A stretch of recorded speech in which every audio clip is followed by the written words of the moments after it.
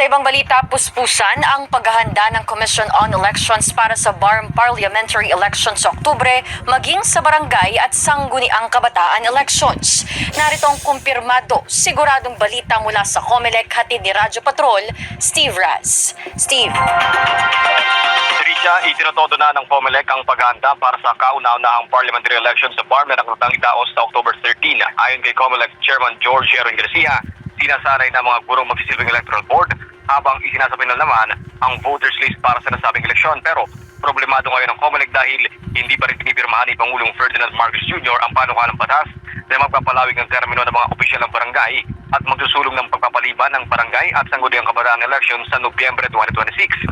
Isa sa mga binigyang deal ng COMELEC ay ang posibilidad na masayang ang pondong gagamitin sa paghahanda. Iginit ng COMELEC na may eleksyong magaganap basta't sinabi at ipinag-utos ito ng batas.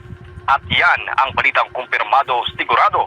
Ito ang Radyo Patrol, Team Raz, DZMM.